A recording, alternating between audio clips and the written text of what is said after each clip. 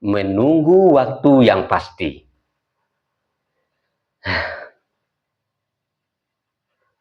Ketika kalah, tinggal tunggu lagi 5 tahun yang akan datang. Itu yang demokrasi. Bukan ketika kita kalah atau ketika yang kita inginkan tidak kita dapatkan, itu tidak demokrasi. Sementara yang kita dapatkan, baru kita bilang demokrasi.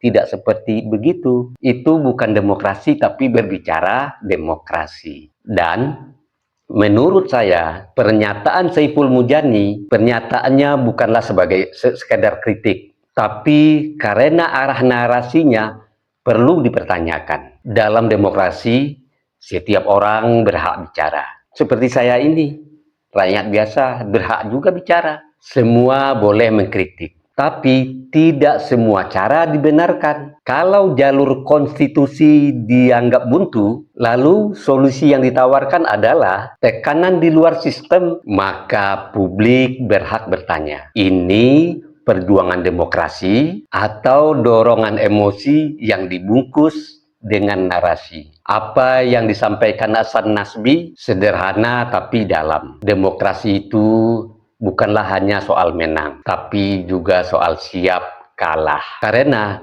setiap kekalahan jika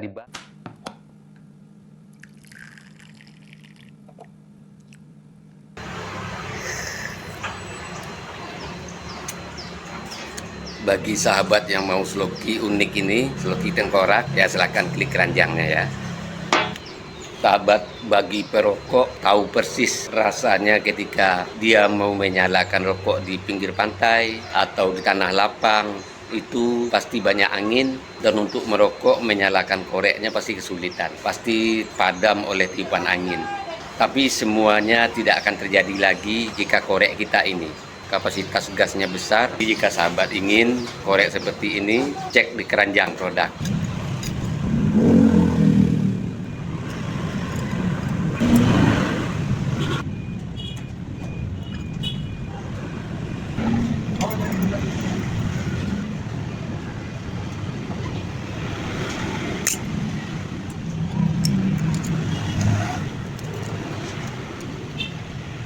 Yang berkendaraan punya mobil, power bank jumper aki ini penting ada di kendaraan kita.